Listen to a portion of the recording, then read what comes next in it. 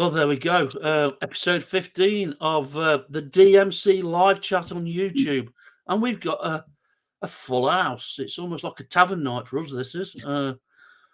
Joined by my usual cohorts, Laz from Lazi-low Collectibles. Laz, how are you, mate? Good evening, everyone. Thank you. I'm fine, thank you. Luke from Diecast Outlaw. And that's all I'm prepared Good evening, everyone. How you all keeping? There we go. Our good friend, Mr. Martin Dare from Martin Dare's Dinky Restoration. Good evening, Martin. Evening, everybody. Evening. The guy that usually fills in for us, but he's snuck in through the back door this time. We've got Michael from Gravesend, Australia Diecast Salvage, who's got out of bed at ridiculous o'clock to join us. So, good morning, good evening, Michael. Good morning, good evening, good afternoon, depending on your time zone. And we're joined by one of our good friends this week, from Diecast Fixer Uppers. My good friend, everybody's good friend, and taverner, and benefactor. He's done it all. He's been there. He's got all the medals. Mr. Lee Jackson. Good evening, Lee. How are you, buddy?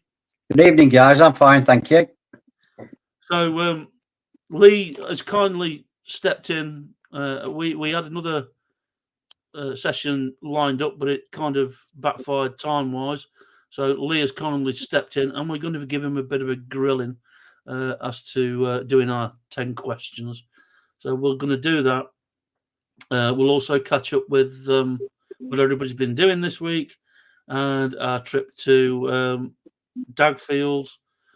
Oh, we've got a lot to talk about. And then any other business and anything we can think of towards the end. Give us a shout out in the chat if you're with us. Good evening to Mr. Ian Ully. We're all good, Ian. Thank you for asking. Good evening to Mick. How are you, buddy? Evening, Ian. So we'll go around the houses first, just to let Lee settle in. And Michael's buggered off already. This is why he's only a substitute. He can't stand the pace. He's gone. Get back. Laz. He's administrator tonight. Laz usually covers the chat for us. He may have to shoot at any time. We'll see. We'll play it by ear. But get back in that chair, you Australian person, you. And don't move again. I am back in that chair. Don't move. Laz, my good friend, what have you been up to this week? Yeah, I completed a couple of cards this week. Dinky Toys mini police card. Just needed the stickers. What else I've done? A Matchbox American Force station wagon and a T-Bird. And just finished today the Mercury. I think it's number 55 or 73. I just finished that one today. And I've got a Comer 3/4 ton van on the go. And I just started a couple of things today, a bus, a Corgi Toys bus, and other things. So I've got a few cars on the go. Busy. Good show. Good to see. And we know that you've been travelling about on your many travels, as you do, visiting parents, and it's good to see you back, mate. We're going to give Luke a go at this, but his picture's a little bit hit and miss. So, Luke, yeah, voice and video are out to sync again, mate. I don't know what's going on. Join to log off, come back on. Give us another reboot, and we'll touch base with Martin first, and then we'll catch up with you when you come back, mate. No problem. Good show, mate. Martin, what have you been up to, mate? Yeah. I've been clearing my shed out today to make room for this monstrous truck I got donated to the other day by Lee. And I don't know, I've had to clear I've been in there this morning clearing space to put it down. So apart from that, I'm working on a Mark 1 Cortina, Dinky Toys. It's going to be in white. I'm also working on a Crescent Toys Scammel 6-ton low loader for the More Than 4 challenge. And I'm doing the twin restoration, and it's not a restoration. One's restored and one's not restored. You'll see it when it's self-explanatory when you see it on camera. and really, and I'm getting ready for the purchases and donations video, which is coming up on Wednesday. I've had to clear space to put this. That's going to take a while, that is, isn't it? Yeah. I'll need a wide-angled lens for this one. Yeah, so that's about me, really, to be honest with you. Yeah, we were talking about this the other night. Not the worst thing, probably one of the best things you can say is, I like this particular model or brand or whatever. And Martin happened to say that he liked Tonka vehicles, and he has been bombarded with them. Like he needed a bigger car by the time he went out the other day. So just dipping into the chat for a moment. Jerry, good evening. Jessica, good day, chaps. Greetings from Canada. Good to see you, my friend. We've got Play Out. Jerry, good to see you, mate. Hi all. Special welcome to Lee. There you go. Cheers, guys. Yeah. And how was Doug feels? Oh, we'll come to that. That's a story on its own. So, Michael. Yes, sir. What have I been up to? Okay. I've finally finished off my 132 scale. Yeah. Nice colours. Australian Holden. It's a 1966 model. I still have to do the number plates on it. Now, that's the original scale from the 3D print file. I've scaled it down to a 143. Because there you can compare it with the Dinky. Good job. The Dinky version is what's called an EJ Holden, and this was the model that came out after it. I've been also making a cover for the 3D printer VAT, so I can have two VATs going at the same time.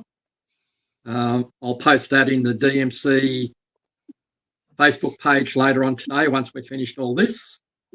I have sent a couple of photos to BJ on that.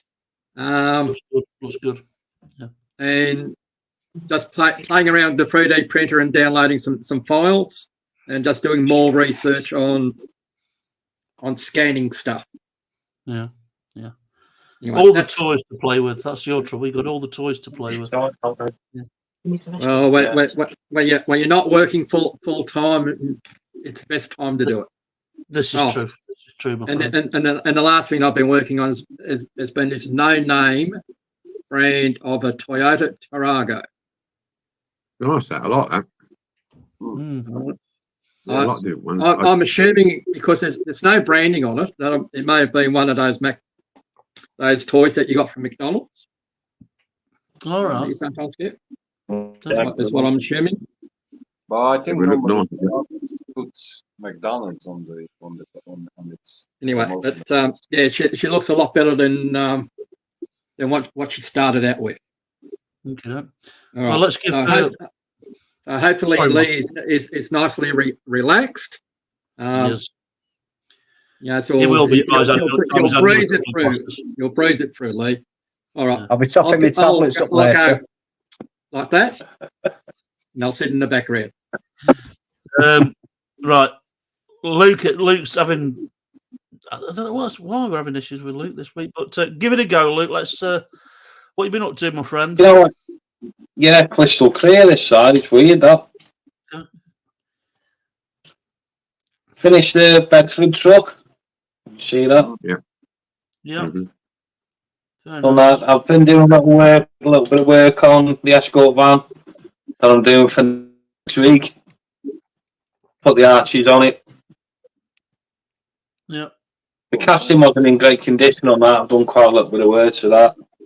And I've just pulled this out there. Sorry. Looks like a satin green. Yeah, it's in undercoat it is, mate. It's got to be flatted off, yeah. It's in like a trace coat that. I'll be spraying that tomorrow. Okay. And for the week after, I've dug out the old tranny van. This is going to be in a pretty standard colour, but I'm going to turn this into the twin wheel axle at the back. and I've got a nice hole to put this into. So that's what we're doing with that. Yeah. Then after that, I'll be doing the Dodge then, the General Lee. Yeah. So that's where we're up to.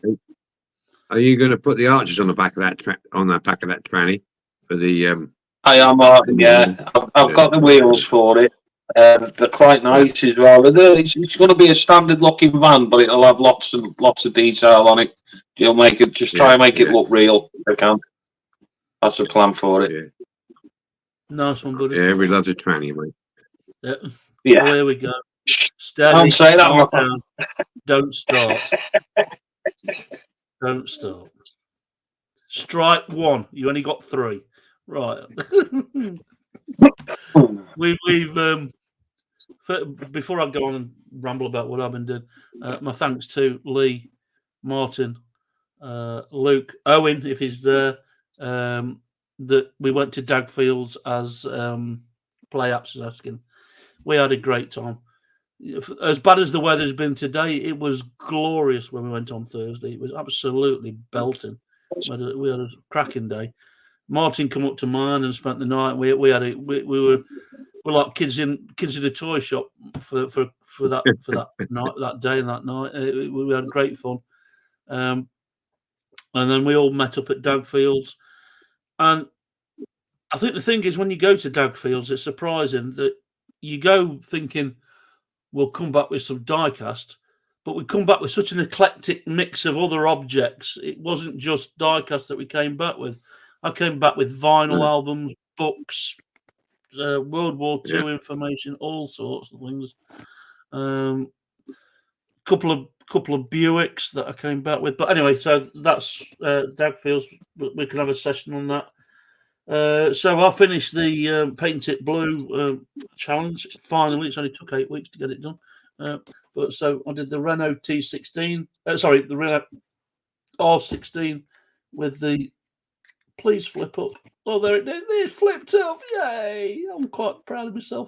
It's pathetic, isn't it? But yeah, the boot flips up. So I've got the mechanism working inside.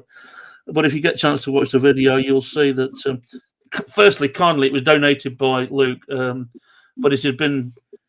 Luke gave us a box of toys to choose from. It was spare to him, and it had been lovingly owned by a child and multiple coloured. So yeah, I love builds like that where it's nothing like what it should be, and you've got to get it back to where it should be. Anyway, so did that.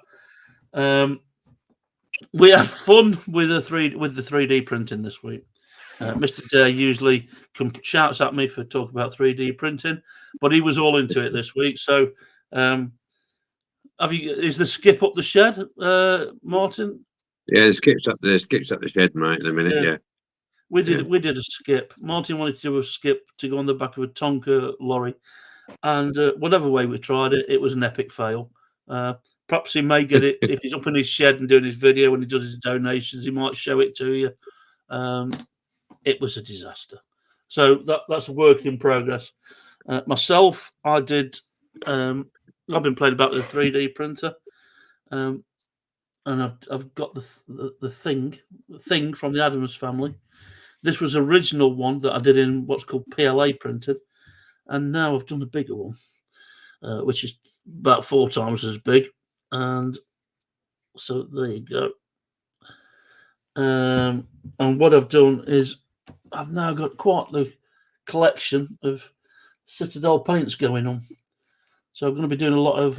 I'm learning to do a lot of hand painting just lately, which is great fun, very relaxing as well. So that's me. Yeah. It's been a collector's week for me this week as well. I mean, I was saying to the boys, I looked on Facebook and managed to get a Buddy Holly box set of vinyl that I had when it was 21st birthday, which is almost 39 years ago now. So yeah, that was good. Got a White Snake album. All this stuff from Dagfields. This all was set off by Dagfields. So there we go. Lee. Right. Paul. Here we go. You starter. You still I'm have to like a deer caught in headlights at the moment now because I Is that don't right? know what to expect. Are you overwhelmed by the Yes. greatness of what you? Yes. Anyway, that's what Luke would want you to say. Like, you know what I mean? Ian saying we have thunderstorms here, so internet a bit Norman Collier, but microphone. Yes, I know what I mean by Norman Collier. Bless him. Right. So we've got some questions for. It's a getting to know Lee. So, question 1, Lee.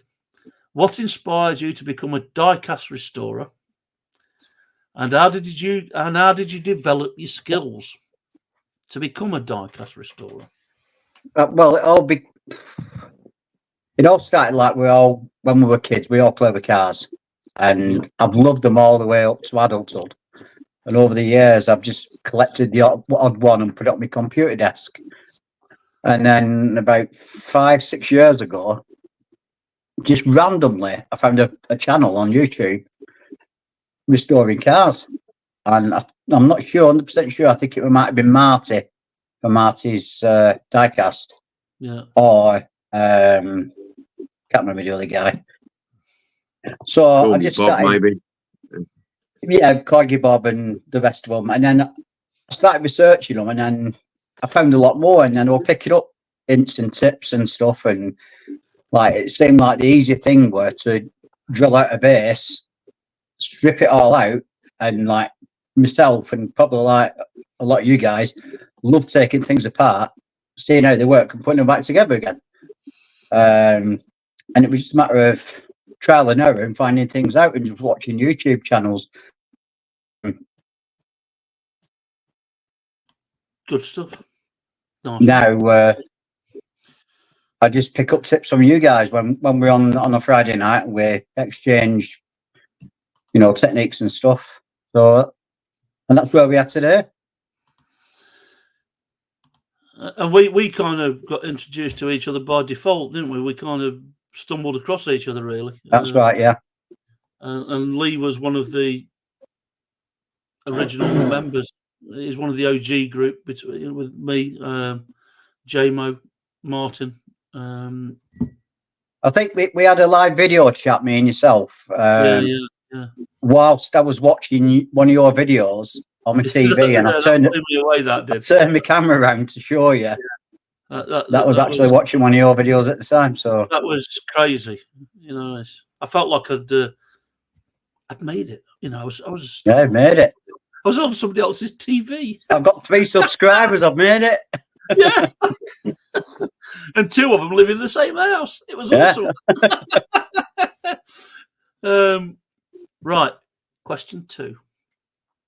Can you share some of the most challenging restoration projects you've worked on and how you overcame the difficulties? So which has been the hardest thing you've had to do? Hardest.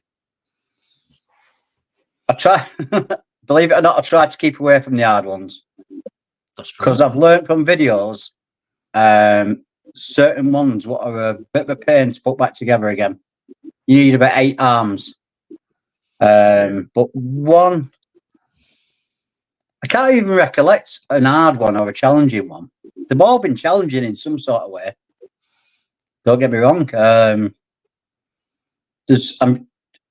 I know myself from your experiences that we've had the time where we've painted something. The day after you go back to it, it's either got chips in it, or the paint's reacted with or the lacquer's reacted with the paint, or blah blah blah blah. Them common challenges as well. So you live and learn with that, and like having a professional painter on board, Luke. I've asked him for tips and what have you. I've asked him for tips, but we've also exchanged in the community as well about do's and don'ts and what to use and what not to use. So yeah. I can't specifically put my finger on one particular model. Great, mate. That's fair enough. I know the one that caused you the problem when you got the crinkled effect on the. That was the Land Rover 110 station wagon. Yeah. Just dip into the chat to say good evening to Kev. Good evening, Kev. How are you, mate? Welcome. Good evening, Kevin. Right, Kev. So we've got Ian, Mick, Kev, Jerry, Play Apps, Ian, I may have said that twice. Good to see you, boys. The irregular regulars are back with us. Question 3 then, Luke. See, it's not that painful. It's not that painful. What types of diecast models do you like to specialise in restoring? And do you have a favourite era or brand that you enjoy working with? I've just random. I do Corgi, Dinky, Hot Wheels. I'm just random. Matchbox. I don't have no particular favourites. One's what I remember as a kid. I like doing because it can take you back to your childhood then, like, or when you actually own that specific model. I've done like the Porsche 911, one of my first builds, and I had that one, the Matchbox, it was like a brown, an horrible colour, but it was still gorgeous because it was a Porsche. And I did that as one of my first builds when I first started restoring. I mean, that's a good question. We should open up to everybody, really. What's your Michael? What was, as a child? What was your era? What was your introduction to diecast? Well, I'm a 60s baby, so the introduction was Matchbox cars in the 60s. Well, actually, the first toy cars were actually tin, like the Bandai cars, and then Tonka, and then about 67, 68, or 66, I should say, my parents started buying me some Matchbox cars, and that would have been the Mokos and things like that. And even back then, I was stripping the paint off and repainting them, but with a hairy stick. With a hairy stick. Yeah, the good old hairy stick. Mark, what was your introduction? What was your, as a child, what was the first? What I can remember, because in 57, I would sort of start playing with around about 1960s. Yeah, I suppose it would have been the early Dinkies and some of the early Corgis. I do remember having a few, but like I say, because we moved around a lot, I wasn't allowed to keep a lot of toys. Boo-hoo. But yeah, we had we had a few Corgi transporters. I remember having those. Quite a few Matchbox. The early Matchbox, I think, they're what we called regular wheels now. But the first lot. And I think some Thunderbird stuff when they came out. We were talking about this every night with Ian Friday night. I remember having the big some of the big Thunderbird stuff that came out, and the singles, the 45s, some stuff like that. But like I said, we didn't have a vast amount of toys because we moved around all the time. Every couple of years we moved around, so we weren't allowed to have a vast amount. But I suppose that's why it got me back into collecting now as I got older and the children's grown up and everything else. I thought, I'm going to, all the cars and vehicles that I saw that I would have liked then, I'm getting now, if you know what I mean. Yeah. That's basically it, really. Laz? Well, I can tell you what I never seen in Hungary. I think I had my first car when in the 80s, but I never seen regular wheels Matchbox when I was a kid. Never seen Dinkies, Corgi toys. Corgis, yes. No, we never even think about that. No. And we had the Hungarian Matchboxes, the licensed Hungarian boxes. But I do remember that my dad bought me a Corgi Toys Lamborghini 136. I had the Lotus with the trailer and the John Player Special Formula 1 car. I had that. I had a Renault. And I had 3 Matchboxes I bought, and my mom told me to take it back to the shop because it was too expensive. And that was my money from I collected, and I went to buy 3 cars.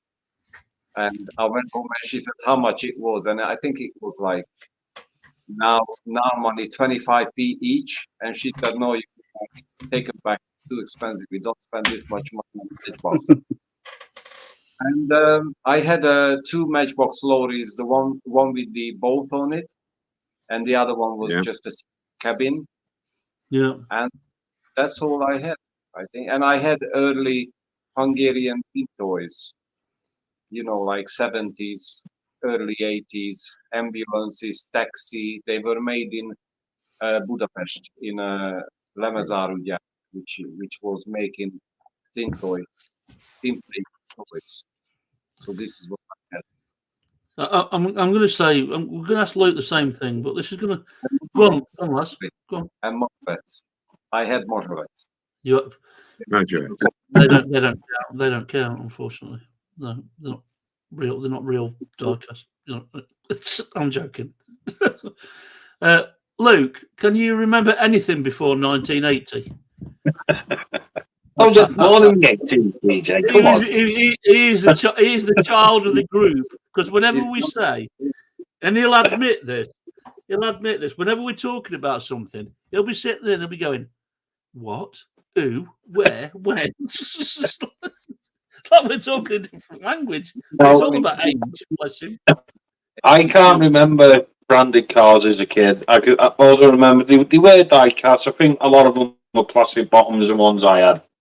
But there is one in particular that I can remember. I think it was someone to Lee about it when we went to Dagfield. It was a little Frosty's Toby Tiger Trans Am, the little black one with the orange stripes on. I don't know if you remember it. Yeah. That was that brought back memories from having that. Now, I think the first time I got introduced to Dinkies and Corgis was the old guy who used to live next door to us as a kid. When I was a kid, give me a big box of his old Dinkies and Corgis from when he was a child. So they were probably from the 50s. Within a week, I destroyed every single one of them. Scrapyards, hammer. You know what? When I think back now, I could cry. I must have easily 100 toys. Easily 100 toys are destroyed. And that's partly what set me on the restoration journey track to make up for it. We'll ask the irregulars in the chat. What was your so if you're in the chat, put up what was your first vehicle that you came across or you owned as a. I'm not all about a real life car. I'm always about. Obviously, we're talking about diecasts. Kevin's saying my intro to toy cars was way back in my childhood days in the very early 80s. Oh, that makes me feel so old. My dad would buy a toy car, mostly Matchbox, and my collection started to grow from that. Speaking of Dagfields, any joy of finding anything for me? We didn't really come back with that much diecast. Now I come to think about it, it was more. Yeah, it was a bit of everything. There was a lot. Yeah, there was a lot of there was a lot of stuff there which was for collectors, not necessarily the stuff that you would find at Stratford and places like that. There was a lot of collector pieces there, which which were good money. There was a lot of yesteryear stuff there, and there was a lot of stuff in cabinets. You know, Dinkies and Corgis in cabinets.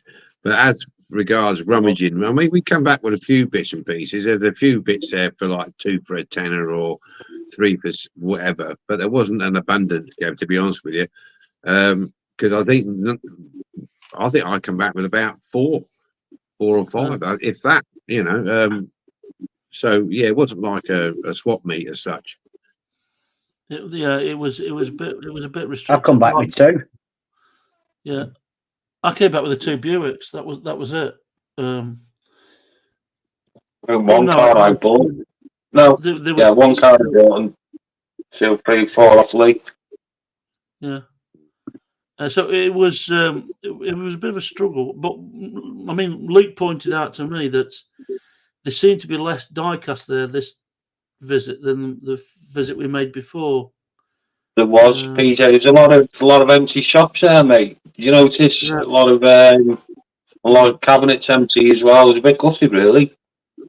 It was like they were trying to doing the best to try and fill spaces, but the thing was, it was still a good day anyway. I thoroughly enjoyed it, man. I came back with stuff that when I went in that, I said to Luke before, I said, I've got to come back here because there's this fantastic bookshop that we went into. And Yeah, the little man behind the tent. Yeah. Yeah. And the old boy in there. I think quite a few of us have all got different interests as well as just die casters. Had a string to our bow, so to speak, you know, and it's nice to go to a place like that to sort of, I got some ideas from there of bits and pieces that I saw, and I think you can get carried away with collecting stuff by today. Quite a lot like those. I wouldn't mind starting collecting those, or that there was a lot of those highly polished silver fighter planes, weren't there, Lee? They're like Spitfire. They were. Spitfire. You know, there's all the motoring badges, AA and stuff like this, you know, and you think to yourself, you know what, I like that. And then you get down the wrong road, don't you? You start going down where are you going to put it? Where are you going to put it, Martin? That's exactly right. Where you're going to put it? That's the big problem. And I mean, how many Jaguar emblems did we see? The Jag. There was tons. hundreds. I see as well. Yeah. Oh, it was a good price on them. Yeah, I think the bookshop, like PJ said, was interesting.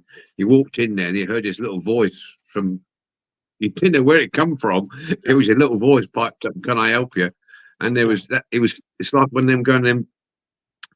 With them old shops where there's a little fella standing behind a whole stack of books and you can't see him, but you could hear him, but you don't know where he is. He just pops out behind a big stack of books. If you're of a certain age, I remember Mr. Ben's clothes shop, and it was like walking into that. And the rooms just kept going and going and going, and I was made up. I was. Mental that. Yeah, I mean, I got into it through. I had the John Player Special trailer and Lotus Elite, like Laz was saying, and I had it boxed up.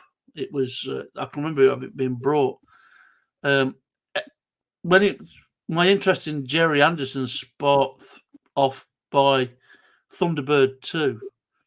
There seemed to be an abundance of Thunderbird 2s when I was a kid. Not the rest of them weren't so popular, like, you know. So I got into that, and then when I got I don't even know how I got it, can't remember. But when I got a UFO Mobile 2 from the UFO series from Jerry Anderson, that was it. I was well made up, and Captain Scott. That took me down the Jerry Anderson route. I loved and the 66 and Batman. You know, I'm a Batman nut as well. I love the Batmobiles, not Batman as such, but the Batmobiles and the various shapes and sizes, and I was well made up. In the chat, Corgi 164 scale skip dumper play-ups. Well, 164 scale skip dumper from Corgi. Jerry, my first diecast was that jumped up. My first diecast was a 9.8 Lesney Matchbox Dennis Fire Escape.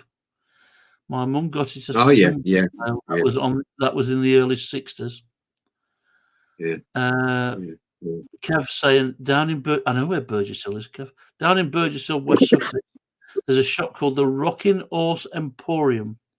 I've not been there yet, but they have loads of diecast stuff for sale, mostly collector's stuff. That's the trouble. It's where it gets pricey, don't it? Unless you're a collector, obviously. Most of my childhood toys were Matchbox. And Kev says, carrying on, they do have boxes of cheap diecast stuff as well. Hoping to go there soon. Good stuff. I think we're caught up. Speaking of stuff, yeah, we're caught up. So, Lee, question 4. Bit technical, this one. How much is this one? How is this for £5,000? This one, then? Yeah. You don't even get to phone a friend because we're all here. You know what I mean? Yeah. You can phone a friend. You can phone a friend. Yeah. Right. You can't always send it online, no. Yeah, he's all friends are online. We'll know if he's cheated. How do you approach the restoration process from when initially getting one to the final touches? And are you concerned about how accurate you get the vehicle to be at the end? The ones I normally do, they're quite simple and I wouldn't say simplistic, but it's how it was done. And back in the day, like you take some of your cards and your dinkies. Some of them were quite simplistic, but they still had the I don't know how you put it. You could still tell what they were and still look good. But not like the modern day cars now where they've got decals here, decals there, to make it like a proper car. But I'll just take one. It's like the Paint It Blue challenge, what we've just done. I did the Spectrum Patrol vehicle. Patrol, yeah. And I did it blue. I thought it'd be different and do that blue because Captain Scarlet has Captain Black and Captain, which Paul knows about, which people have done, the Captain Black. So I did it blue, and that's quite simplistic, really, because there's nothing really to do. It unscrews, so there's no drilling, there's no riveting when you put it back together again, and straight strip, and then paint, put back together again. I added details on the lights because I think originally it did have a little bit of silver on the bar for the lights. But that's how you approach it, really. Just look at it and just think, can this be done another way, or does it have to be done that way? Or you can get too bogged down in detail and trying to. Yeah, you can. Yeah. I think between the six of us, we're fairly. We're not too tied down by details, The thing is, if you're going for a diorama and you want something to look realistic, take for example like a Land Rover going through a Ford, and then you got it all like with resin and stuff for the water, and then you need the Land Rover to look, and it's got to be bob on, and it depends on what scale you've got. At the moment, my elf is rubbish, so my hands are rubbish. I can't do fine detailing. So again, it depends on the scale of the vehicle as well. I've never worked over a 124, I think it is, or 143rd. So I wouldn't even know. I want to do a 118th to see what it's like.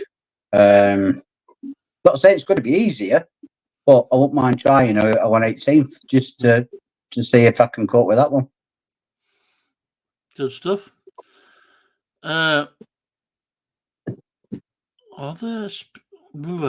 Question 5. Are there specific tools or techniques that you find particularly effective? Or I'm going to rephrase this. From when you first started doing restorations, is there anything that's changed? I mean, we met up about 4 or 5 years ago now. Is there anything that's changed from when you first started that's made a big step? You know what I mean? So a technique's changed, or a new tools come out, something like that. That's. To be fair, I don't think there has. Nothing's actually changed, really. I think the tooling's different. Like I've always been using forceps. No. Or hemostats, or whatever you want to call them. But nothing's really changed apart from different techniques. You've got to file the edges off to get the casting right, or sand it down. I don't think nothing's changed really. Not with me anyway. No techniques. I'm just going to. But one of my favourite tools is the centre punch with the. You push it down. It's got a spring-loaded centre punch. Spring-loaded, yeah. And I bought that brand new for £3. And the bloke said it doesn't work, and I said, all right. So he let me have it for £2. So I took it home, stripped it down, put it back together again. It worked. Never failed me once. Yeah. And that's one of the best tools I've got in my box. Jerry, sorry, just going to jump in the chat, Mark. Jerry said, I'm going to say goodbye, mates. My missus wants me to drive her to a town called Fergus. It's a place where men are men and sheep are nervous. Good lad. Like All right, that. Have a good weekend, my friend, and thank you as always for popping in and saying hello and joining. Great, us. Jerry. Good night, Jerry. Enjoy your day, mate. Enjoy your day, Jerry. Right, probably more back on track kind of question. How do you source replacement parts for vintage or rare diecast models? And what challenges have you had trying to find bits and bobs? I've been fortunate being part of the DMC because we've got a good set of lads. I say lads because ladies aren't few and far between. We unfortunately don't have any ladies on board. It'd be nice to have some because we'll include the ladies because we talked to Martin's wife. Yeah, but they could do the fine furnishings in, like, if you do a caravan, they could do the furnishings in it. They're very good at spending your money for you when you go to the toy fairs. But saying that, like I said, we've got a good set of lads where if I want something like a door for a Cortina or some window glass, I can ask out in the DMC and within minutes or an hour or so, somebody's got a part and it's being mailed as you speak. And I've had stuff off loads of people on the DMC channel. So decals, parts. I don't even have to go out on eBay half of the time. I think parts wise and decals wise, we've got Kev supplying all the parts and Andy supplying all the decals. That's right, yeah. And Ian supplying all the paintbrushes and stuff in between, like. So, we've got a. I was saying this to Martin when he was over that I've never known generosity like it. We've got a good team. We've got a good team here, so yeah, it's been amazing. So, your replacement parts basically eBay and Steve Flowers, that kind of thing, other than the guys in the community. Yeah, it's generally the guys in the community, really, because, like you said, there's a lot of generosity within the group. Like I said, we all work as a team. We all respect each other, and we all respect each other's builds and what have you. And if I want something, and someone takes mind of it, and they'll think, "Hang on a minute, Lee's after this part. Lee, do you still need that door? Yeah, right. It's in post. You know what I mean? So, and it's I mean, the amount of stuff that we ship from the UK. Around the world, let's put it that way. It's amazing.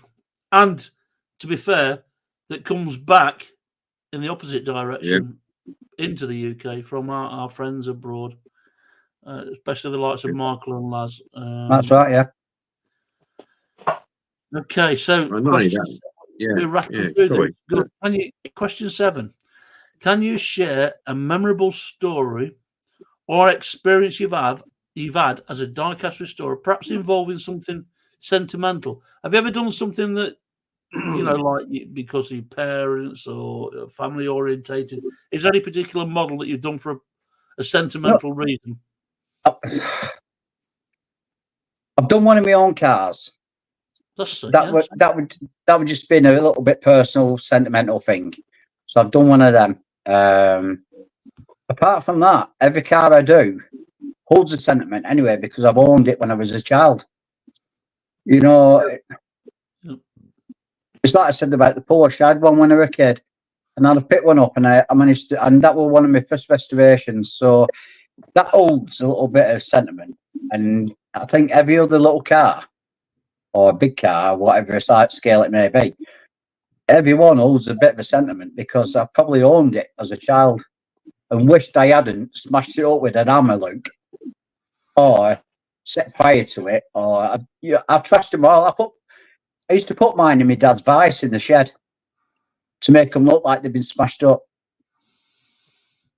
And like Luke said, I was crying me when I found out, how much they were worth. Now, to me, it's not monetary. I don't do it to sell on. It's an hobby. I keep them when I've done them. I don't sell them. Each to their own. Whoever does it. You know what I mean? But I don't. But I wish I'd never done what I'd done. We'd all said the same, haven't we? We'd all take it all back. Yeah. Go back to when we were kids. You can only smash. We'll be millionaires. Yeah. You can only smash them up once, and that's it. There's no going back. I missed a comment from Ian, so I do apologise, Ian. One of my toys when I was a kid was the $6 Million Man figure. Yeah, Oh, yeah. tried to Yeah. replicate what he did until I went through the house plate glass. Oh dear me! I went through the house plate glass from the door, which didn't end well. Yeah, Steve Austin, $1 million man. Yeah. Every time I go to Stafford, I've mentioned the $6 million man figure because you get to the point where there's only so many die-casts you can have, and you know we talk about various toys that we like, and that $6 million man is going for about 60 quid, unboxed. Now, you know, Action Men, same kind of size figure, ridiculous money. G.I. Joe. G.I. Joe. Well, we went to when we was at Dagfield. I was saying to the boys, like, what you're looking for? I said, I'm looking for a little big man. It was like I was making stuff up out me because everybody was going, no idea what. Never heard of it. Never heard of it. And I seem to remember it from the 70s. And it was like a scaled down version of an Action Man. And I said to this lady, I said, I felt like I was 10 years old. I said to this lady, have you got any little big men? And she kind of looked puzzled. And the bloke that was sat with her went, yes, down there, centre aisle, cabinet at the end, like. And I'm going, Lee, come and look at this. Come and look at this. It was like, I had to justify myself that they actually existed. It was brilliant. So yeah, little big men. It was a cheap version of an Action Man. They weren't cheap though, were they? When you saw the price of them, they were. I think they were £7 to £8 unboxed, which was, to be fair, I could have brought a couple of them. They got a full like Arctic gear uniform, all that kind of stuff. But you don't want one or two though, do you, Paul? You want the full lot. I'd just to have it again. You know, it's like the rest of us. You must have had a toy that was your favourite toy, and you think just to have that again, whether it be an Evel Knievel wind-up motorbike. Well, I got one of my favourites. There you go. The Pink Panther. And all I'm missing is a zip cord from here. Yeah, we can sort that out. And that was priced up at £10, and I got it. And as soon as I said to the bloke, Pink Panther car, he said, yeah, I'll do it for £8. And I said, right, well, I'm not haggling with that then. He'd knocked me £2 off right away. No. So that was interesting because I did exactly the same thing with. There was something that was after. I found something. I can't remember what it was. It was the Voyage of. I've got an annual, a book. Ian knows what I'll be talking about. Voyage to the Bottom of the Sea annual, and I said, "Can you do a decent price on this?" And he knocked it down from 15 to 10. And I said, "I'm not even going to argue with that because it's worth it to me." You know. There you go. Right. In your this is a bit technical. The one, it's a bit of another technical one. In your opinion, and you can't say Luke Sampson, by the way, in answer to this question. In your opinion, what sets apart a well-executed die-cast restoration from a mediocre one? And what do you class as a really good restoration? What stands out as a good restoration? can I pass this one? You can if you want. Yeah. Can I pass it to Martin Durr? You can. Me? Yeah. I like this game. Let's pass the question. Oh, here we go. Here we go. This might be a new thing. I've never thought of that. Right, I'm going to use repeat that that next time. Go on, Martin. What do I class as a good restoration? Well, yeah. What do you, in your opinion, what sets apart a well-executed die-cast restoration from a mediocre one? And what aspect do you prioritise to achieve excellence? Oh, that's double. But to me personally, I would say a well-executed restoration is somebody who has actually took the time and the care to do it. We could all unscrew a base, put it in a bit of paint stripper, rub it down, chuck a bit of paint on it, call it done. Yeah. To me, that's mediocre. But if you're going to do a proper restoration, and I don't mean restoration as in the exact same color, hue, it's got to have the right tread on the tires. I don't mean rivet counting. I mean what I'm saying that somebody who has took a car or a lorry or a bus or whatever, any vehicle, and they took the time, took it apart, and they took the time to clean it properly and do it to the best of their ability, either back to factory or the best they can, or to whichever degree they want to do it, whether they want to put extra details on it, whether they want to put wheel arches and fat tires on it, whether they want to put fancy paint job on it. It is the care taken, which is important to me, that somebody's actually spent the time to look at it and say, yeah, I'm going to do the best I can. Yeah, you might have shaky hands and you might not be great at painting and you might not be great at drilling posts out, but you've made the effort and you've done the best you can. And to me, that means more. I've got more respect for somebody who does that than somebody who just chucks it together and says, I'll do. You know, you just So, well said, Martin. And next time we meet up, now there has to be a consequence of passing the question. So you either owe him a $5 or a diecast vehicle next time we meet up when we go to. I'll buy him a vehicle. There you go then. No, whoever asked that question, I'm really sorry, but I couldn't really answer that. No, one I'm only joking, mate. But Martin's worded it to be honest, exactly right there. Yeah. But to be honest with you, Lee, you've more than paid me back with that car ramp that you give me. Yes, he You has. know? Yes. When Martin puts, if you're watching in the chat, when Martin puts his donations and purchases together, wow, he's going to need a bigger shed. Now what Skyhooks, mate? Skyhooks, yeah. Cool, they were the days. Luke, are you going to do an unboxing? Well,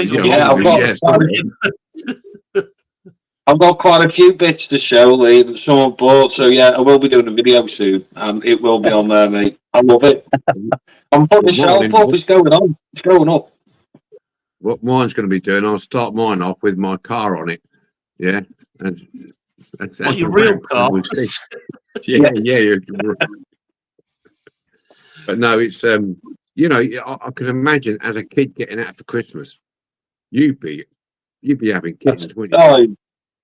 Yeah, is that a brand spanking new one of them under the tree? You'd be getting that and nothing else, wouldn't you? That'd be your main present, and you'd be absolutely made up with it. Yeah. I've Not seen like the small kids nowadays, when they get. you know. Yeah, basically, yeah. Ian Anyway, in the chat saying, luckily got away with just cuts and grazed, struggling with bad internet connection, bad weather. Yeah, we've had quite a few electrical storms around us tonight. Is my thingy settled down a bit now? My picture. Your video's a little bit blotchy, but your audio's fine, so we can hear you, mate, don't we? Going in and out, like gets better, then goes bad again. Yeah, you're all right. That storm just gone past us, so it should start cleaning up in a minute. Yeah. 2 to go, Lee, and you're released from your duties. So, question. It's like Who Wants to Be a Millionaire? This. Yeah. You get this. My back is sweating. There's no bloody prize at the end of it, mate. Unfortunately, you know what I mean. Lee, these last two were hard, mate. He's winding you up. Don't listen to him. It's like doing me bloody 16 plus at school. This 16 plus. You won't know that, mate. 16 plus, you won't know it, mate. No, that must be an up north thing. He's up north. He's up north, bloody west. Up, well, he is. Yeah. Up yonder. Question 9. How do you stay up to date with the latest trends, techniques, materials? And is there anything that you find a challenge that when you're doing a restoration? I've kind of I thought it was like a clothing issue, that one. Then how do you stay up to trends? Like, I don't. Again, it's like we've been in it. It's not a group or a club. It's the DMC. It's, you know what I mean? It's like a brotherhood. We all share everything. I picked this new file up. I picked this new spanner up, or what? I picked this up. We all pass things on, and which could help each other. We're not sneaky, and we don't hide things from each other because I'll have one up on him, and I'll have one up on him. We all share what we bought, and if it works, it works. It's You've just hit, like, you've hit the nail on the head with that, brother. You've hit the nail on the head with that one. Yeah. And your final one. What's your favourite restoration? Favourite restoration? I think it's got to be. I did 3 of them. My Shadow 2s. I did a white one, a green one, and a blue one for the Paint It Blue challenge. Yeah. Good choice. Good choice. So we started to get into the Jerry Anderson stuff between us, didn't we? And I thought this question might come up, so I thought about my favourite, and that was one at the top of the list. But that well done, you top man. And because of you, we've now got a new option where we can go. You've got 10 questions, and you can pass one if you like on to anybody else. I'm not playing because I know what's going to happen. You are. It's going to be you every week. That's the thing. And you've got. I passed that question on to Martin because I thought that's a Martin answer. That what a Martin question. What Martin could answer. I'm not calling you all for. You know what I mean? No, that's absolutely fine. It was a question I thought Martin could answer. I want to get to the point where he's got to answer the same question 10 weeks in a row. It'll be brilliant. It won't be the same answer 10 weeks in a row. Lads, don't be calling me when you get asked that question again. There's only so many times you can pass it around. Your crackerjack pencil will be in the post, mate. No, these aren't questions. This is more of a get to know you kind of thing, like. But you have got a couple of other interests because the Diecast channel wasn't your first channel, was it? You were doing magnet. I didn't know this. You got on to me now. Yeah, we're doing magnet fishing. Yeah. I've still got that channel open, but I've done nothing. Yeah. Have you ever been since them heady days of YouTube fame? Have you been back and done any more? To be quite honest, you said fame with a bit of a, but we actually did hit it quite big. If you know. There were Manchester Magnets or Manchester Magnet Fishing. They were quite big on the YouTube channels.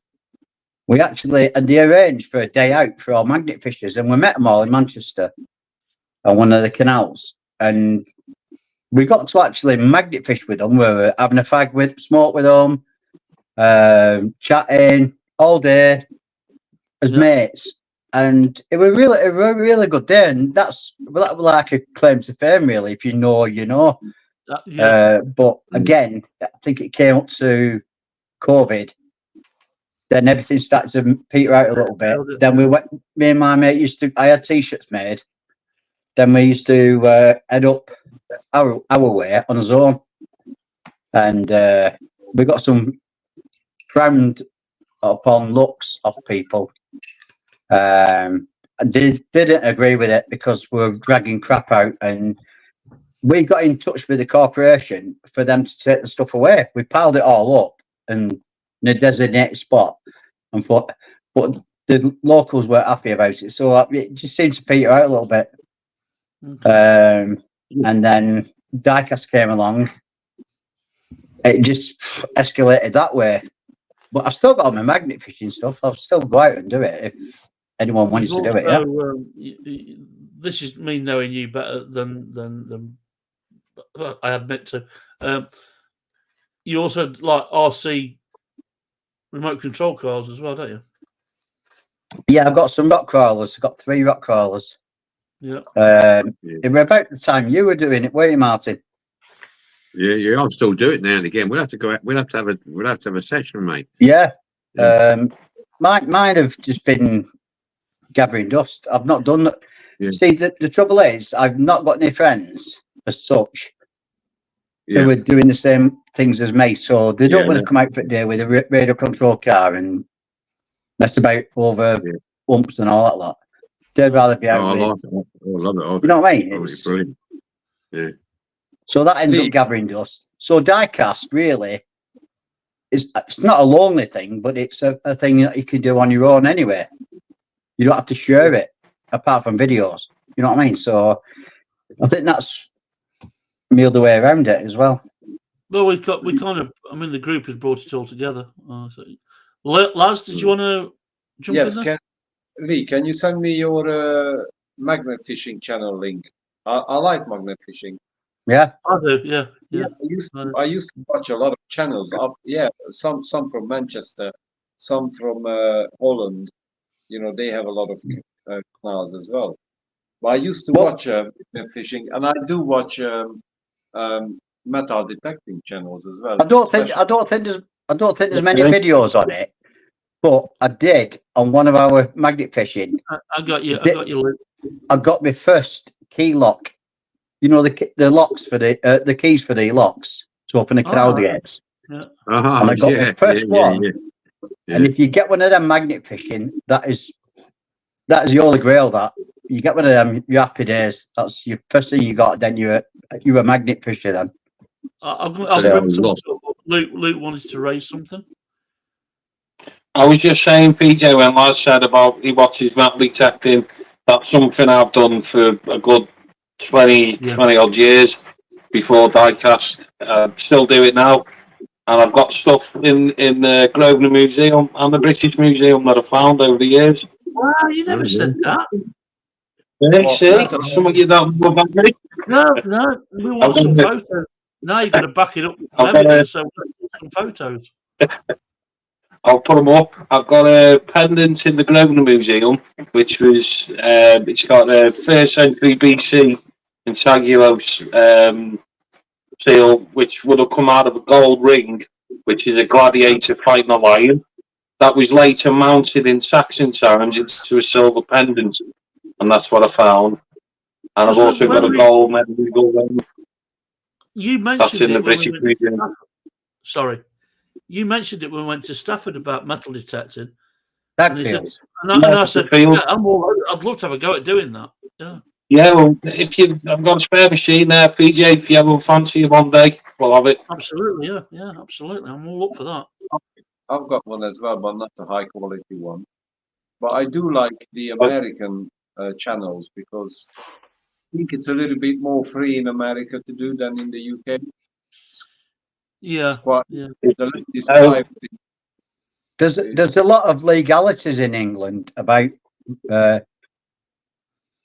what you call it, metal detecting, a lot, and there is a magnet fishing, believe it or not. There's a lot of legal. Sometimes you can actually be arrested magnet fishing. I mean, if you went into a farmer's field without their permission and went metal detecting, dug something up, and ran away, like it's theft because it's still on the landowner's property. There is a campsite in Colchester, near Colchester, just outside Colchester, and they have loads of customers from the United States. I think it's like between 800 and 1,200 pounds, like a week or 10 days. It's like like an activity camp, and they have a field, and they say, okay, this field you can go and detect. What you find is yours. I think there is a price limit. I mean, like a value limit. If you find something over like a couple of £1,000, you need to, share with the owner of the land. Or if it's something extraordinary, then you need to obviously notify the local museum and stuff. But as long as you pay, and it's like a camp, it's really good. Colchester. I'd love to. It's a weekend retreat, isn't it? We can stuff like that. Yeah, I mean, but it was Yeah, funny, round all over the country. it includes accommodation as well. So Yeah. there's a lot of Americans coming. But in I mean, America, we were it's quite- talking in the tavern about various trips that we could do as a group. We've got a it's not cast in stone, but we've got a military trip that we'd like to do to Holland, a war graves trip, because some of us have got an interest in World War II and family. I've got a family member buried in Holland that I'd love to go and see. And Martin said, "Yeah, I'm up for that." And then Luke jumped in, and so did JMO as well. So yeah, we'll go and do that. And then we went to Dagfields. We went to Dagfields, and they were selling V-dub buzzes. So we thought, if we could save enough money, we might get a DMC mini buzz or something like, so we can go on these trips. I think it'd be a good idea if you put a GoFundMe page up for a V-dub buzz or something. For a V-dub buzz, yeah, a bloody big one. I'm thinking more like Cliff Richard's summer holidays with a double-decker buzz. You know what I mean? Male driving it. Yeah, I think it would be good for you guys from the UK to come to Budapest for the diecast when the diecast market is on, because you could find find a lot of stuff you cannot find in the UK. Yeah, I'd love to, mate. I'd love to go places like that. To Romania. I'd like to get my fishing tackle in the back of the car and go to Romania. That'd be fantastic. Hungary more likely, but You should definitely set it for next year. Yeah, there's not much diecast in here in Romania. There's not much diecast. I mean, we started off Extended. by saying we'd go to a toy fair, and then a toy fair became an auction site, and then it became let's stop over and have a night out, and so our little community is getting bigger and better, and we're expanding. We could do the Holland trip with an extended down to Hungary tour. Yeah. It's not far. Yeah, it's not too far. But you need to come when the market is on. It's huge. I mean, it's like a community center, and it's ground floor, first floor, full of sellers. It's a lot of diecast. Yeah, I think Your mum would have been really upset when we all pole up at her house. Well, I'm not living in Budapest, so. What's the prices like, lad? But I can be a tour guide. I can be there. If you've got room, I'll park my car up and use my roof tent. Yes, well That'll 6 be a of us in novelty. your roof tent. That's going to be. Well, I think for you it would be nice to find some models you cannot find in the UK. We certainly need to start going a little bit further afield than we have been, because we've had requests to go down south to see Kev. We've had requests to go east, where Andy is, more towards Martin's retreat. Chester, have you got anything up Chester way, Luke? Zoo. Chester Zoo. You've got Chester Zoo. You know what? Got Chester Zoo. I'm up for And that. get your all free tickets. I'm up for that. Right. I love. We're going to do. I think that might be first. Let's do Chester Zoo. That'll be a home from home for us. They want to do. Yeah. I'll even bring you into the diecast HQ, and I'll show you how to spray some models properly. Oh, here we go. Here we go. Right. Is my head getting too big for my camera? Yeah. I thought you were zooming in then, but you're not, are you? That was me head growing. You won't get through that bloody door opening the way you're going. Play apps. Magnet fishing. Do you prefer the North Pole or the South Pole? Oh, get out. Get out. Exit stage left. There you go. I'd have to get my woolly undies out. We've got so much we can do. The thing is, we've got so much we can do now, and it's not going to cost us an arm and a leg. Michael. Oh, you're muted for some reason, mate. You've Try again. Try again. Yeah, you muted me. That's what the sign came up saying that the host had muted me. I wouldn't trust me, and I know me. You know what I I mean? know. Well, Yeah. that's a good thing. I stuck my hand up there, wasn't it? I was trying to say was that if you're going over Luke's way, because Luke, you're over near Wales somewhere, aren't you? Yeah, just on the border. Yeah. Well, you can call into Antonio Martinez's place with all his diecast stuff. Oh. Who's He's that? over that way, isn't he? Oh yeah, he Antonio. sells. I've bought off him. Yeah.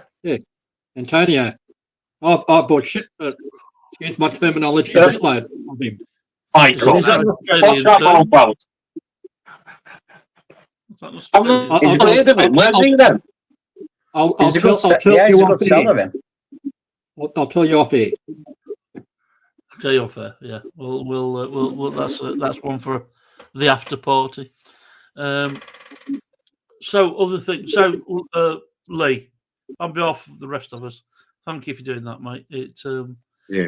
We Cheers, Lee. should have Stepping in there. probably touched base before now, but Lee has been a constant friend, benefactor, supporter, like the other four guys have been supported us with the DMC channel. So it's much appreciated, mate. Love you loads, you know that, and your good lady, Jackie, is a member of the family as well, you know that, as is Martin, Werner, and Luke. I was a little bit upset that Lindsay didn't turn up, mate. You know, we were going to spill the beans, and It worked out well, PJ, I must admit. Worked out really well. I'm not going to repeat the conversation, but if you'd have listened to him on the phone talking to his other half, how he gets away with it is beyond me. But that's beside the point. And we love it. Family and his other half, and his mum, dad, and we're all about the dogs as well. We're all about the pets, me and Laz and Martin.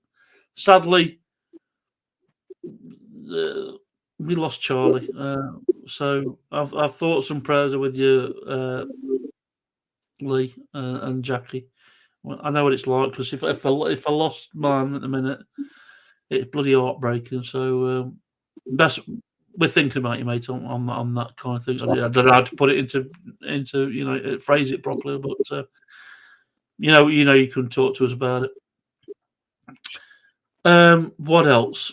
Right, the Paint It Blue challenge. All the entries are in. The video's up. Please go and watch it. Support the lads. Please go and watch the lads' videos on their own YouTube channels. Michael, Lee.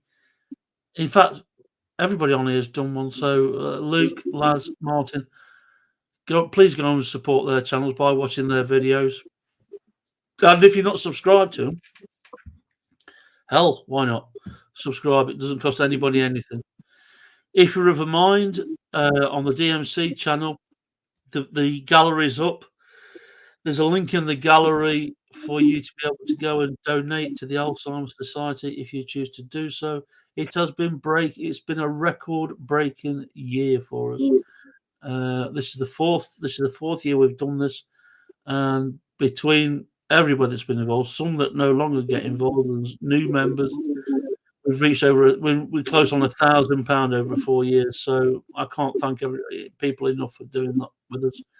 Me and Lee came up with the idea of being in the Alzheimer's Society because we knew people that were suffering or had been suffering, etc. I don't want to get too deep into it, but we thank you for everybody that's donated and got involved. Means a lot. Coming up, a little bit more cheery. Coming up, we've got the More Than 4 challenge next month. People have said, "But more than 4 what?" Well, it's more than 4 wheels. So if you want to do an 18-wheeler lorry, if you want to do a 4-wheeled vehicle with a spare tire on the back or the front, it's got to have more than 4 wheels. So that's Mine's done. You've done yours, have you? Yes, Already Kevin. done it. You're trying to keep up with Kev, aren't you? That's what the story is. Yeah, no, he's up to Christmas now, Kev. What, He got Christmas one done. Yeah. next year. He's done 2025 already.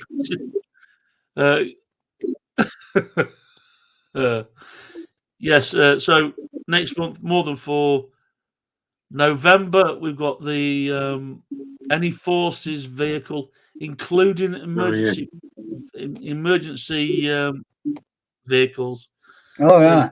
fire engines, ambulances. Well, I missed that one. I thought it was just military. Sorry. I think we want to expand it to make it a little bit more. Yeah. More generic, wouldn't it? Because not everybody's got military stuff, or they wouldn't buy it, or for whatever reason. So we thought we'd go. I haven't got a right lot. Well, I have got a lot, but it's all mint condition. So, well, my thought was when we went to Dagfields, I picked up the. I think it's classed as the 18-ton. I can't remember the bloody crane, the little matchbox crane that's got 8 wheels on it. yeah. I thought, I could just restore that, or you could change it into a military version, because we can make the replacement hooks because we've got that ability between us to 3D print hooks and stuff like that. So Not you long can paint anything anything olive green and stick a badge on it and call it a military vehicle. It doesn't even got to be a realistic version, whatever your take is on a military or emergency vehicle. Just about any vehicle has more than 4 if you count the steering wheel. Oh, ba-boom, tush. Get your hat, get your coat, get out.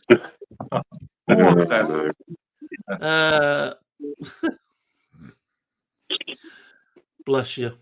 I have a spare wheel. Forgot about that. He is a bloody spare wheel. I think we had that one year, didn't we, Paul? Someone said about there's a spare wheel count. Yeah, the spare wheel. You had to let it slide because it were. Yeah. It's legit. More than 4. You've effectively. I mean, if you did a Land Rover, and you got the spare wheel on the back, you've got 5 wheels. So yeah. But no, I'm drawing the line at the steering wheel. The steering wheel doesn't bloody count. Get back in your box. Hold on, boys. Back in a minute. All right, my friend. Ian used to do hook a duck at the fair as a kid. Does that count? No, hook a duck. Yeah, I remember that. Well, we went when we went to Dagfields. One of the suggestions was there was an aquatic shop on site. And we almost went and brought Martin Dare a goldfish in a bag. And the challenge was to get it home in one piece. Yeah. Still alive. Without spilling it. Without spilling it. And then what's the Citron Diane challenge? A basket full of eggs across the flagfield without breaking them. So we almost. I think it was a bit cruel, but it was a good laugh. I felt sorry for the fish though. Yeah. Especially because he was getting a bit peckish. You know, it's amazing what he. Yeah. I was getting a bit hungry. Yeah. It made it. It did my stomach, innit? I was getting a bit peckish. Yeah. Play apps. Have you decided on next year's DMC challenges? Yes, we have. Well, we've decided on 11 of them. There is a challenge on the DMC Facebook page for people or members to make a suggestion what we should do for the 11th challenge. 1 out of the 12 challenges. We've left it open. I don't know what the Ashes is going to be next year yet. That's a discussion for the Brits and the Aussies to have, I suppose. Our sole Aussie representative is here. Kev, I've done the Ashes challenge. Yes, he's done. Kev's done this year's Ashes challenge. I've only just finished this month's challenge. 32 wheels, Mick says. I still like the one that's. I can't remember who said. We've got the more than 4 challenge. Yeah. I like the less than 4. Yeah, that was. I like that one. That was good. So you could do the ankle and or a motorbike or anything with 3 wheels. Bomb bug motorbike, yeah. Bomb bug, yeah. Unicycle. Unicycle. But that should less than 2 wheels. That's going to be a challenge, isn't it? Everybody doing a unicycle or a broken down motorbike. So yeah, we've It was me, less than 4. Thank you, player. Yes. That was, I like that. I like that. Well, make sure it get. We're going to put a vote up. That will. I have to admit. Oh, hello. Who's this strange man that's entered the chat? G'day there, Jet. That became across very Australian, and I can't do a text and advert. Jerry's here. Jerry's here. Hello, Jerry. How are you, my friend? Jerry, our good friend from Texas. Now Texas, but was in Queens. How are you, my friend? It's good to see you. Hope everything's going well. Hope the family are okay. Good stuff. Nice to see Jerry. Texas Ranger. Texas Ranger. Chuck Norris. Chuck, yes. Jerry is a Texas Ranger now. There must be a Chuck Norris diecast joke somewhere. We may have to come up with something there. Yeah, something to do with painting it red, an Audi, and Chuck Norris. I feel is in the mix, but I'm not quite sure how to.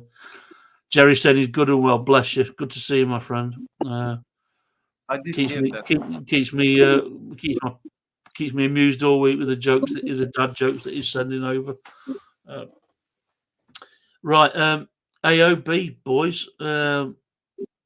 Actually, it's quite a short session. We've done. We're only an hour and 20. So, Michael, anything you want to? It's your free time. Anything you want to say without fear of an interruption, or I might ignore it, but without fear of interruption. No, everything's all good now. I can go back to bed now and catch up on those 4 hours that I missed out on waiting for all of this to start. No, you don't get no peace now. Yeah, but aren't you glad, Michael, that I've come on as a guest? Well, certainly. Of course. Lee, our friend, our guest, anything you'd like? Thank you for being a benefactor. Well, actually, I think everybody on here is a benefactor. Thank you for supporting us. It means the world because things are a little bit tight at the minute, but these guys have helped support us so that we can do this thing. So bless you, Lee. You anything you want to say? Keep bear in mind it's a family channel. You've got 2 minutes of anything you want to say. If not, we'll move on. Right, if anyone's watching this now, please share it, and get a lot more people involved in the activity we do. I say activity because you can't really say model building because they're not models, they're cars. They're toy cars, but we're not kids. So this activity, what we do, get it shared out, get them liking it. Tell you what, I've loved it. I've never looked back, mate. Yeah. Never looked back at all. 57 next Sunday. I'm 57, lads. I'll if anyone's not got my address, I'll email it out to you all. My card. Well, that's a bit frightening. Right? That's a bit frightening because in December, I hit the big 6-0. So we're having yeah. Well, we have a party. Yeah, we can do if you like. Yeah. But yours? Yeah. When you was here, I didn't show you that American diner, did I? No, I thought we'd just have the trash. We'll have the trash BJ there party. Yeah, can do that. But our party.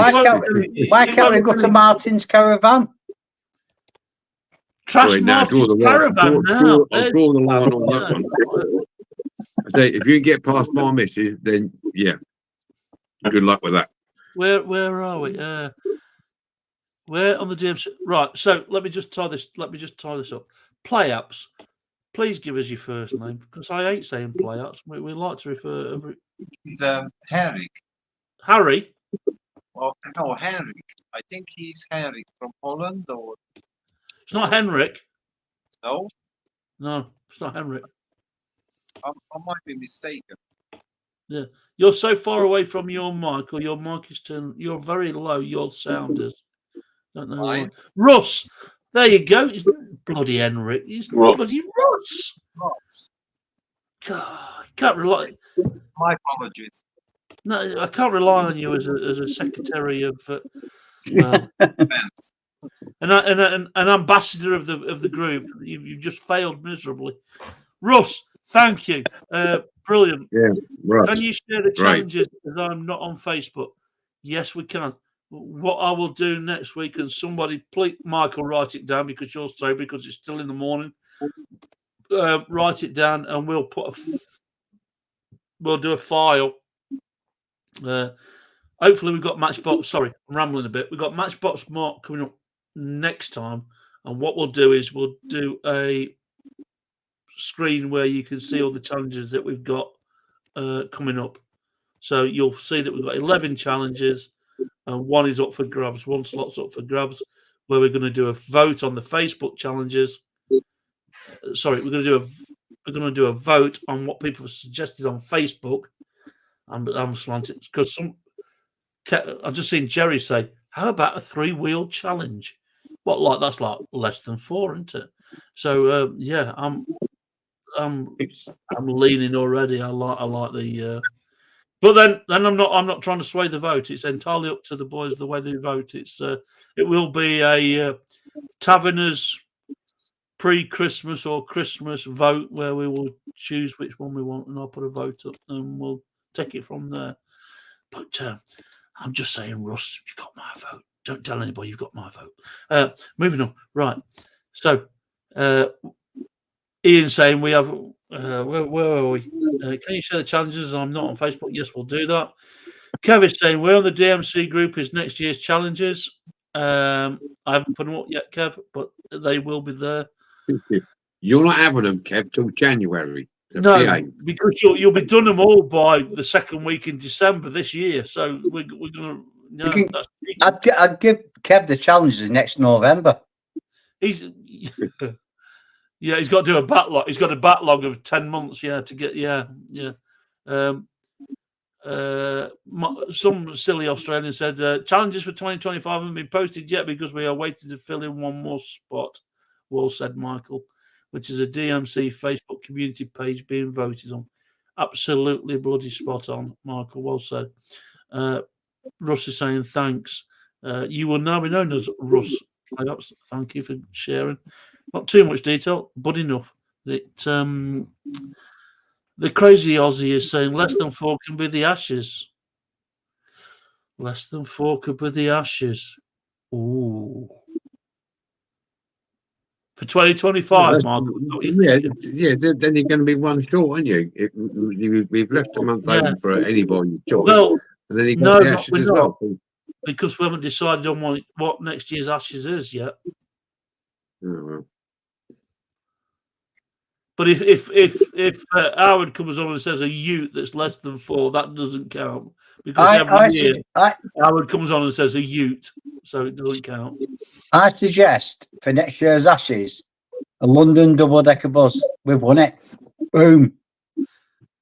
Well, there's a little bit There's a little bit of confusion. Me and Mark was on about this. Who suggested the Mini? Was it the Brits or the Aussies? I can't remember. I think it was Aussie. I think it was the Aussies' turn, wasn't it? No, was it Fraser? Was it Fraser? Fraser. Fraser wanted a trailer. That got blown out of the water. That's why we've got another spot available. Did you suggest the Mini? No, I didn't. It might have been PP. Might have been PB then, yeah. No, it could have been, but the thing is, go back to all your challenges, and you can work out the first challenge that was set by you guys. The Ute was the Aussie. Yes. And you can work out. Then you can work out whose turn it is from there. So we set the first one, then it was the Aussies, then it was us. This is the 4th year, so it's your turn, effectively. Well, So it might have been I'm quite PB then. happy for it to be. I'm quite happy for it to be less than 4 or a double-decker bus. No, that's what we'll do, Lee. What we'll do. 2025. Sorry, 2025. We'll do the less than 4. 2026. We'll do the bus. God willing that we're all alive and we're still kicking and goodness knows what else. Well, what about if we go half and half and do the double-decker bus ute? Because that's I've got a suggestion. I've got a suggestion. Go on, Martin. What we can do is put it out to everybody in the DMC. All right. We want them to either do a DMC touring vehicle, a DMC touring vehicle. It could be a bus, it could be a coach, it can be a van, it can be. So we want it's got to have the words DMC on it. And it's got to be like with a touring bus or a touring vehicle. So a DMC touring vehicle. It can be a mini bus with the windows on the side. It can be a comma bus with windows on the side. As long as it's got the incorporation of the DMC, yeah. When are you thinking this is for? Whenever you want. Doesn't matter. But Right. It depends on the decals. They can make decals. Yeah, Well, we know a bloke who can make some DMC decals. Yeah, but if you're just going to put DMC, I mean, you can do that. It doesn't have to be like spot on, fantastic, or it's a bit like that Italian job with that minibus going through Italy, where they got flags on the side and all sorts. And it's a bit of fun. At some point, one of the challenges over the next couple of years could be do us your individual adaptation of a DMC bus. What will you think it will be a good laugh for a DMC bus? Would it be a double-decker bus, triple-decker bus, a single bus, something which got to carry DMC members and not a hearse? Well, that incorporates what Lee's saying. So we'll do that 2026. That's the Ashes challenge for 2026. DMC challenge, and it's open to everybody then. Like it. Yeah. Michael, please remind me tomorrow because I've got no idea what. I need my friend now, Andy Bourne, to get my decal sorted out. Yes. How about any British built vehicle? Bear in mind, Kev, you've probably already done 2025, so that'll be moving into 2026. So there will be an open slot there. So we've got I like the idea of doing the less than 4 for the Ashes. When's that going to be for them, Michael? What is this year's Ashes? Mini. No, that was last year. Mini was last Ashes. We haven't done the mini yet. Yes, we have. We did it last Christmas, last December. No, I think last year was the Ute. No, last year was the mini. Because I just went through recently all my videos, and the mini was the Ashes for okay, well, if we last December. In that case, then, if we haven't set the challenge for this year, it will be less than 4. No, we haven't. In that case, it will be less than 4. Okay. Right. Okay. And then next year's will be a DMC transport vehicle. Because your calendar has for Ashes TBA for this year it was never filled out. Right. I will complete it. After this. Sometime after this. No, you won't. You won't complete it until tomorrow morning. I did say tomorrow. Yeah, it will be. Afternoon, mate. You ain't doing nothing, mate. That's not happening. It's not happening tonight. So this year's Ashes is less than 4. Next year's Ashes is any DMC transport vehicle. Do you want to call it that, Martin? Any vehicle, a DMC tour bus of any size or any shape. Tour vehicle. Yeah. Touring vehicle. DMC touring vehicle. You can't have, though. I almost mentioned. I said this to Dare earlier on. Yes, sorry, when he was up here. You can't have a Pope-mobile with just Martin Dare stood in it.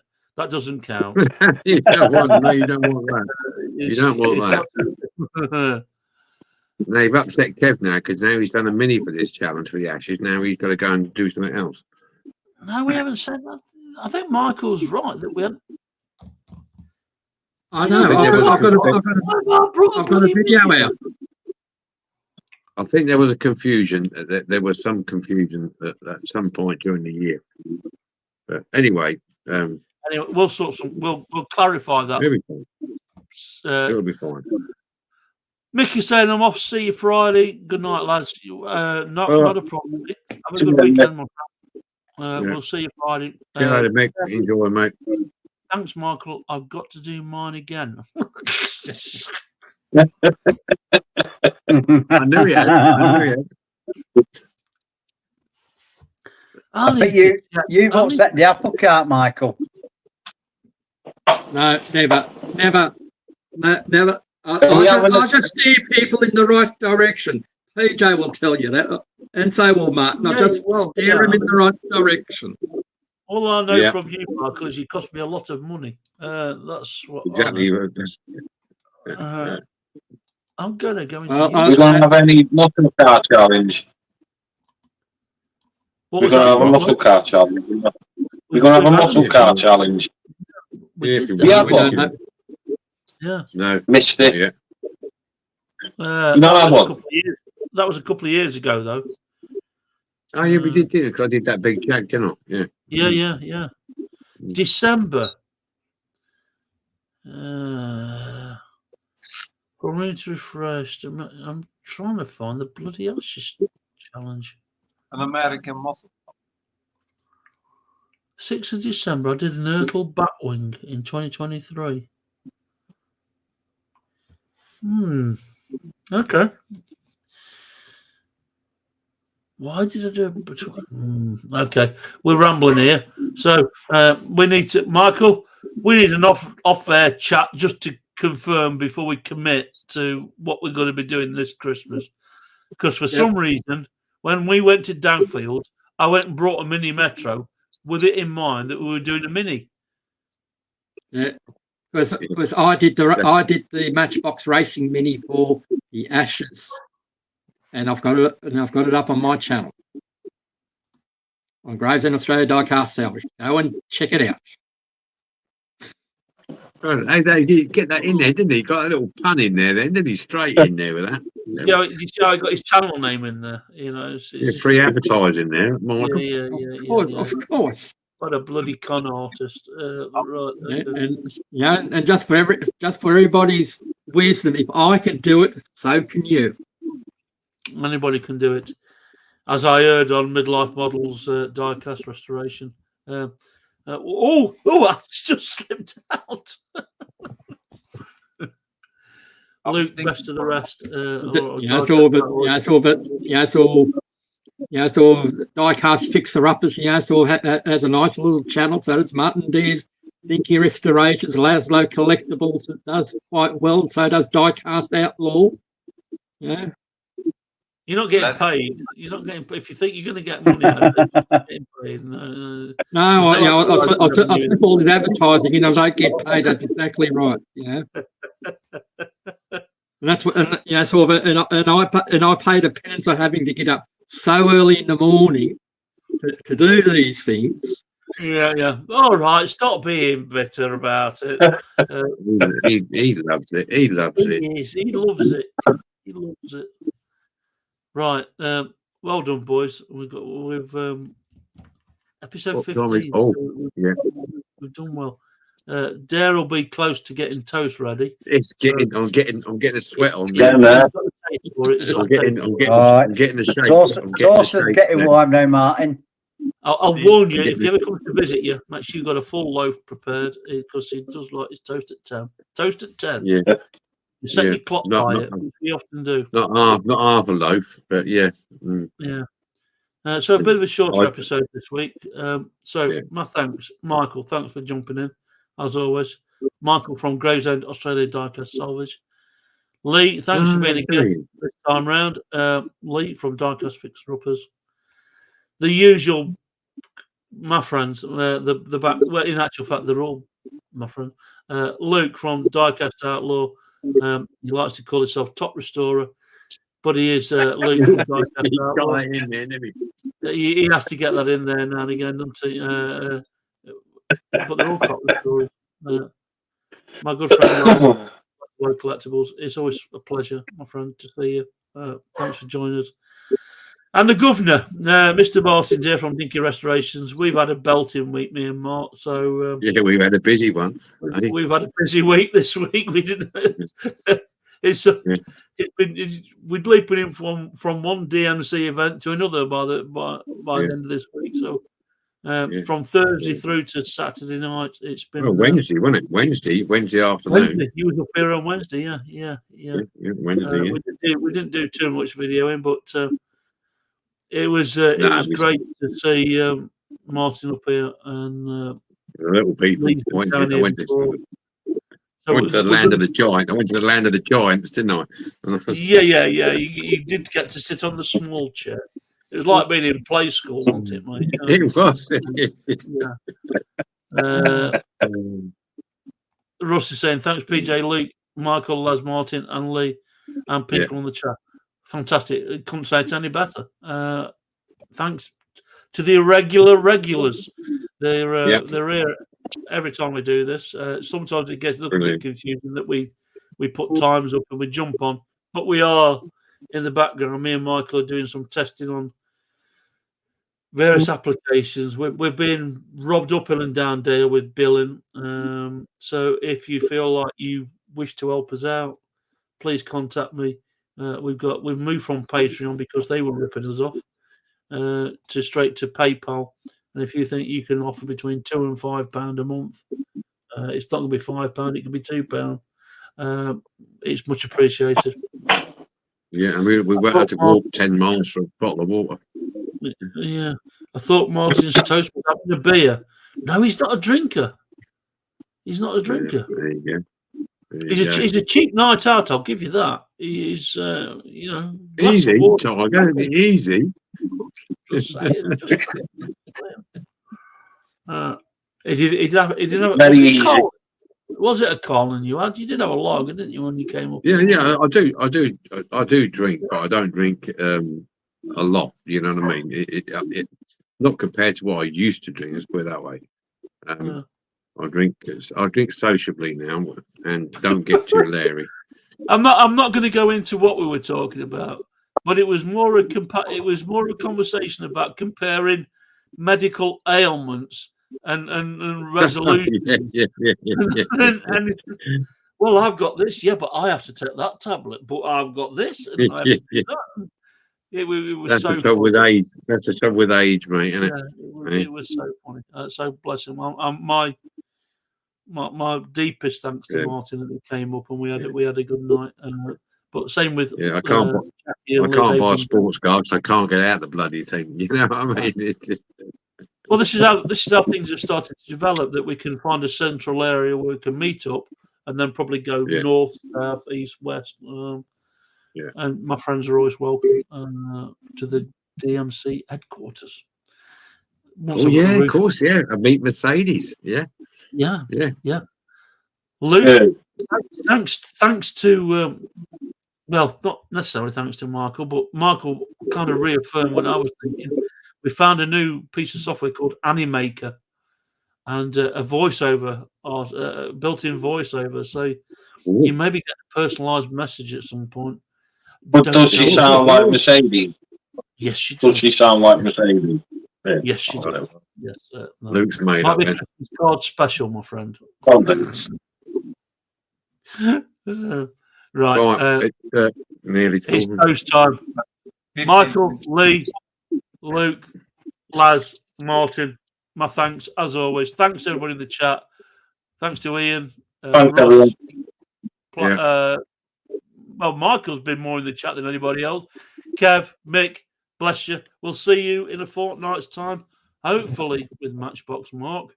And don't forget to buy your Hot Wheels t-shirts off it off Lee. Is that what you're saying there, Lee? No?